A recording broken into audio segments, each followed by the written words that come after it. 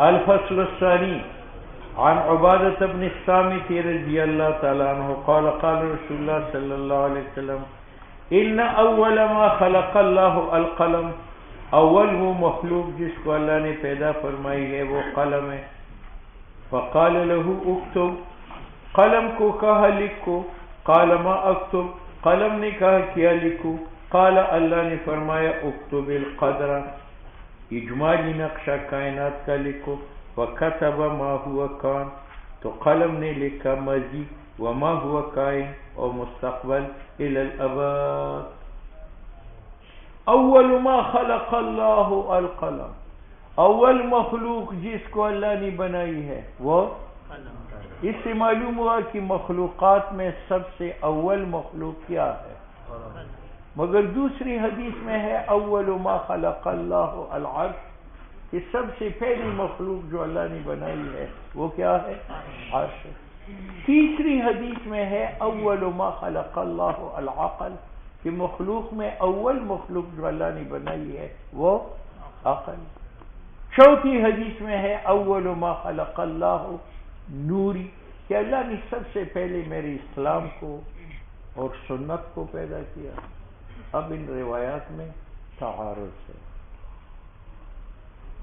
تو قاری نے تطبیق کی ہے کہ یہ اولیت سے مراد اولیت حقیقی نہیں ہے کہ قلم اول بنسبت جمیع معدا کے، حتیٰ کہ عرش سے بھی اول ہے، تو پھر عرش والی حدیث اس کے ساتھ معارض.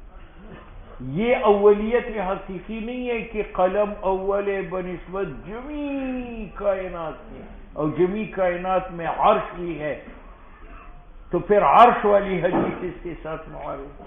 بلکہ یہ اولیت اضافی ہے، یعنی ازل سے قیامت تک ارب و قلم بن جائے، لیکن ان تمام اقلام میں سب سے پہلا قلم وہ ہے جس نے تقدیر لکھی ہے. تو قلم کی اولیت بنسبت جمیع معدا کے ہے، بنسبت اقلام کی. اسی طرح اول ما خلق اللہ العرش، یہ اولیت حقیقی نہیں ہے کہ عرش جمیع مخلوقات سے اول ہے، بلکہ یہ اولیت اضافی ہے، یعنی ازل سے ابد تک بڑے بڑے سٹیج بنیں گے. ایوب خان کا سٹیج بنے گا، بش کا بنے گا، اور یحییٰ خان کا بنے گا، بھٹو کا بنے گا، بے نظیر کا بنے گا، مشرف کا بنے گا، قیامت تک بنتے جائیں گے. لیکن سب سے پہلا تخت جو بنا ہے وہ عرش الرحمن ہے. ٹھیک ہے. اور یہ جو ہے اول ما خلق اللہ العقل، یہ اجسام میں اللہ تعالیٰ نے عقل کو پہلے اور جسم کو بعد میں. اور وہ جو آیا ہے اول ما خلق اللہ نوری، کہ اللہ نے میری نبوت پیدا کی، یہ بنسبت انبیاء کے کنت نبیا وآدم بین الماء والطین. تو یہ ہر حدیث کے اندر جو اولیت ہے وہ اولیت حقیقی نہیں ہے، اضافی ہے بنسبت اپنی نوع سے. ٹھیک ہے. فقال له، قلم سے فرمایا اکتب لکھ. قال ما اکتب، اس نے کہا کیا لکھوں. قال اکتب القدر، تقدیر لکھو، یعنی عالم کا اجمالی نقشہ. فکتب ما کان، تو قلم نے لکھا جو ماضی میں تھا. وما ہوا کان، اس پر اعتراض یہ ہے کہ قلم سے پہلے تو کچھ تھا نہیں، قلم سے پہلی ماضی تو تھی نہیں، تو کس طرح فکتب ما کان، قلم نے اپنی ماضی کو لکھا. یہاں تو آیا ہے اول ما خلق اللہ القلم. ٹھیک ہے. اس کا جواب تو ایک گزر چکا ہے کہ یار یہ قلم کی اولیت بنسبت جمیع معدا کی ہے یا بنسبت اقلام کی؟ ہاں، تو اقلام میں اس سے پہلے قلم نہیں تھا. کائنات میں تو پہلے عرش ہے، تو اس کا معنی کہ وہ عرش جو ماضی میں ہے وہ لکھو. ٹھیک ہے. ایک جواب. دوسرا جواب یہ ہے کہ ماکانہ سے مراد ماضی ہے، لیکن ماضی قلم کا نہیں بلکہ ماضی نبی علیہ السلام کا. حضور نے فرمایا مجھ سے پہلی جو ماضی ہے وہ بھی قلم نے لکھا، وما ہوا کائن، اور میرے بعد جو مستقبل آنے والا ہے وہ بھی لکھ لیا. بات سمجھ میں آ گئی. وعن مسلم ابن یسار قال سئل عمر بن خطاب رضی اللہ تعالیٰ عنہ، پوچھا گیا حضرت عمر رضی اللہ تعالیٰ عنہ سے عن هذه الآیت، اس آیت کی تفسیر. کس آیت کی تفسیر کیا ہے؟ وَإِذَا أَخَذَ رَبُّكَ مِن بَنِي آدم، پروردگار نے بنی آدم سے لے لیے ان کے پشتوں سے ذریتہم، ان کے ارواح. اس آیت کا معنی کیا؟ تو حضرت عمر رضی اللہ تعالیٰ عنہ نے فرمایا کہ میں نے جناب نبی کریم صلی اللہ علیہ وسلم سے سنا کہ اللہ نے آدم کو پیدا فرمایا تو اس کی پشت پر ہاتھ پھیرا تو اس سے سفید ارواح نکلی. فرمایا ان کو میں نے جنت کے لیے پیدا کیا، یہ تقدیر. پھر ہاتھ پھیرا ان کے پشت پر، اس کی سیاہ کالے ارواح نکالے. فرمایا میں ان کو جہنم کے لیے پیدا کر چکا ہوں، یہ تقدیر پہلے فیصلہ ہو چکا ہے. تو اذ اخذ ربک کا معنی یہ ہے کہ پروردگار نے آدم کی پشت پر ہاتھ پھیر کر جنتی ارواح نکالے، پھر ہاتھ پھیر کر جہنمی ارواح جو ہے وہ نکالے، اور اس میں تقدیر بھی ثابت ہو گئی. قال عمر، حضرت عمر نے فرمایا سمعت رسول اللہ صلی اللہ علیہ وسلم یسأل عنہا، میں نے حضور سے سنا جب حضور سے پوچھا گیا اس آیت کے بارے میں. فرمایا اللہ تعالیٰ نے خلق آدم کو بنایا، ثم مسح ظہرہ، پھر اس کے پشت کو پر ہاتھ پھیرا دایا، فاستخرج منہ ذریہ، اس سے نکال دیے اولاد. وقال خلقت هؤلاء للجنہ، ان لوگوں کو میں نے جنت کے لیے پیدا کیا. یہ وہ ثابت تقدیر ہے. وبعمل اہل الجنہ، اہل جنت کا عمل کریں گے. ثم مسح ظہرہ، پھر اس کی پشت کو ہاتھ پھیرا، فاستخرج منہ ذریہ، اس سے اولاد نکالی. وقال خلقت هؤلاء للنار وبعمل اہل النار یعملون، یہ وہ تقدیر ثابت ہے. فقال رجل، ایک آدمی نے کہا، اس پر ایک اعتراض ہے کہ حدیث مطابق نہیں ہے اجمال. اجمال میں اللہ تعالیٰ نے اخذ ربک من بنی آدم من ظہورہم، اولاد آدم کی پشت پر ہاتھ پھیرا، اور حدیث سے معلوم ہوتا ہے کہ آدم کی پشت پر ہاتھ پھیرا. بات سمجھ گئے؟ اس کا جواب قاری نے لکھا ہے کہ پشت پر ہاتھ پھیرنے میں آیت مجمل ہے اور حدیث مفصل ہے. آدم کی پشت سے ان کے بیٹے نکالے، اور پھر ان کی بیٹی کی پشت پر ہاتھ پھیرا، ان کی اولاد نکالی. ان کی اولاد کی پشت پر ہاتھ پھیرا، ان کی اولاد نکالی.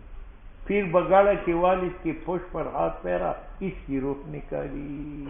تو آیت میں اجمال ہے، صرف آدم کا ذکر ہے، اور یہ حدیث میں اجمال ہے، صرف آدم کی پشت پر ہاتھ پھیرا، اور آیت میں تفصیل ہے اولاد آدم کی پشت پر ہاتھ پھیرا. آدم کی پشت سے صرف ان کی اولاد نکالی، ان کی اولاد کی پشت سے ان کی اولاد. تو ایک صحابی کا فیم العمل یا رسول اللہ، پھر ہم عمل کیوں کرتے ہیں؟ اگر تقدیر میں جنت ہے تو جنت جائیں گے اگرچہ نیک عمل نہ کرے، اور اگر تقدیر میں جہنم ہے تو جہنم جائیں گے اگرچہ نیک عمل کرے. حضور صلی اللہ علیہ وسلم نے فرمایا اللہ جب پیدا کرتا ہے بندہ جنت کے لیے تو اس کو توفیق دیتا ہے عمل اہل جنت کا، حتیٰ کہ وہ مرے ایک عمل پر من اعمال اہل جنت فیدخلہ بہ الجنہ. اور جب اللہ پیدا کرے ایک بندہ نار کے لیے استعملہ، اس کو توفیق دیتا ہے عمل اہل نار کا، حتیٰ کہ وہ مرتا ہے ایک عمل پر من اعمال اہل نار فیدخلہ، اللہ اس کو داخل کرتا ہے اس عمل کی وجہ سے نار میں. جواب کا مطلب یہ ہے، سوال دو طرح کا ہے. ایک یہ کہ جب اس کا جنتی ہونا لکھا ہے تو پھر اس کو نیک عمل کرنے کی کیا ضرورت. دوسرا اعتراض ہے کہ جب یہ جنتی اللہ نے لکھ دیا ہے تو پھر اس کو نیک عمل کی وجہ سے جنت نہیں ملی، اس میں اس کا کوئی کمال نہیں ہے، ہم اس کی تعریف کیوں کرتے ہیں کہ یہ بڑا نیک ہے. تو حدیث نے بتایا کہ آپ نے جنت کو تقدیر مانا اور عمل کو تقدیر نہیں مانا. جس طرح جنت اور دوزخ تقدیر میں لکھی ہوئی ہیں تو نیک و بد اعمال بھی جس آدمی کے حق میں تقدیر نیک عمل کا ہے وہ نیک عمل کرے گا، اور جس کے بارے میں تقدیر بد عمل کا ہے ٹھیک ہے. ایک تقریر. دوسری تقریر یہ ہے کہ تقدیر کے دو قسم ہیں، ایک مبرم اٹھل جس میں تقدیم تاخیر نہیں، اور ایک معلق. مبرم یہ ہے کہ یہ فلان وقت فلان جگہ میں مرے گا. موت جو ہے یہ تقدیر مبرم ہے، اس میں تقدیم تاخیر نہیں. یہ ایک من رزق کا ہے. اب ایک دانہ زائد اور کم نہیں رہ سکتے. رزق کے معاملے میں تقدیر مبرم ہے، اور جنت اور دوزخ میں معلق ہے. پیر بگاڑا جنتی ہوگا ان کان مومنا. تو جس طرح جنت تقدیر میں ہے تو ایمان بھی ساتھ شرط ہے، اور جہنمی ہوگا ان کان کافرا. بات سمجھ میں؟ تو جیسے جنت اور دوزخ تقدیر میں لکھی ہوئی ہے تو وہ معلق ہے یا مبرم ہے؟ معلق ہے. تقدیر کے اندر یہ بھی لکھا ہے کہ پیر بگاڑا کے 10 لڑکے ہوں گے. اگر اس نے ایک کے ساتھ نکاح کیا اور اس کی 20 لڑکے ہوں گے. اگر اس نے 2 شادیاں کی، اب اگر اس نے ایک ہی شادی پر اکتفا کیا اور 10 لڑکے ہو گئے تو اللہ اس کو ثابت کرتا ہے اور اس کو مٹاتا ہے. عندہ ام الکتاب یمحو و یثبت. اور اگر اس نے 2 شادیاں کر کے 20 لڑکے ہو گئے تو یہ تقدیر بحال ہے، یہ مٹ جائے گا. عندہ ام الکتاب یمحو و یثبت.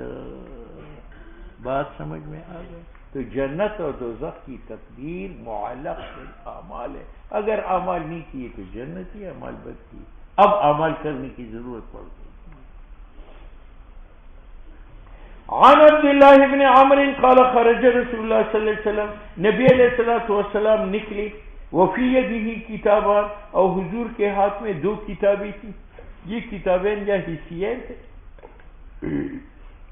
یہ اعتقادی تھے. حضور نے فرمایا میرے ہاتھ میں کتابیں ہیں. صحابہ نہیں دیکھتے تھے، انہوں نے کہا ہماری نظر غلط ہے، کتابیں ہے. اچھا. فقال تدرون ما هذا الكتابان، حضور نے پوچھا آپ کو معلوم ہے یہ 2 کتابیں کس چیز کی ہیں؟ قلنا، ہم نے کہا لا یا رسول اللہ، ہمیں تو کوئی علم نہیں ہے. الا ان تخبرنا، مگر یہ کہ آپ ہمیں بتا دے. فقال، تو حضور نے اشارہ فرمایا للذی، اس کتاب کو جو آپ کی ید یمنا مبارک میں تھا. فرمایا ھذا کتاب من رب العالمین، یہ رب العالمین کی طرف کی کتاب ہے. فیہ اسماء اہل الجنہ، اس میں نام اہل جنت کا. واسماء آبائہم، اور نام ہے ان کے آبا اجداد کا اور قبائل کا. ثم اجمل علی آخرہم، پھر حضور نے آخر میں ٹوٹل لگایا کہ یہ ایک عرب ہے. فلا یزاد فیہم ولا ینقص منہم، نہ ایک عرب سے بڑھے گا نہ ایک گھٹے گا. ثم قال، پھر اشارہ فرمایا اس کتاب کے بارے میں فی شمالی، جو آپ کی بائیں ہاتھ مبارک میں تھا. ھذا کتاب من رب العالمین، یہ رجسٹر ہے رب العالمین کی طرف سے. اس میں لکھی ہوئی ہے اسماء آل جہنم کے، آسماں کے آبا کے، آسماں کے قبائل کے. ثم اجمل علی آخرہم، پھر حضور نے آخر میں ٹوٹل لگایا کہ یہ 100 ہے. فلا یزاد فیہم، نہ ایک 100 سے زائد ہوگا. ولا ینقص منہ، اور نہ ایک کم ہوگا. فقال صحابہ نے کہا ففیما العمل یا رسول اللہ، جب جنت دوزخ کا فیصلہ ہو چکا ہے پھر عمل کس کام کا؟ ان کا نہ امر، اگر کچھ فیصلہ ہونا تھا جنت جہنم جانے کا، قد فرغ منہ، اس سے فراغت حاصل ہو چکی ہے. حضور نے فرمایا سدیدو، حق اپناؤ. اگر بالکل ہو بہو حق نہیں اپنا سکتے تو قریب قریب رہو. کبھی حق کرو کبھی چھوڑو، لیکن بالکل نہ چھوڑو. وَإِنَّ صاحب الجنت، صاحب جنت، یختم له بعمل اہل الجنت، اس کا خاتمہ ہوگا ایسے عمل کے ساتھ جو اہل جنت کا ہے. وَإِنْ عَمِلَ أَيَّ عَمَلٍ، اگرچہ وہ زندگی میں جو بھی ناکارہ کام کرے. اور صاحبنا یختم له، اس کا خاتمہ کیا جاتا ہے بعمل اہل النار. وَإِنْ عَمِلَ أَيَّ عَمَلٍ. ثم قال رسول اللہ صلی اللہ علیہ وسلم بیدی، حضور نے ایسا کیا. فَنَبَذَهُمَا یعنی ہاتھوں کو پھینکا. فرمایا فَرَغَ رَبُّكُم مِّنَ الْعِبَادِ پروردگار فارغ ہو چکا ہے بندوں سے. فریقٌ فی الجنہ ایک فریق جنت میں ہے، وہ فریقٌ فی السعیر. وعلا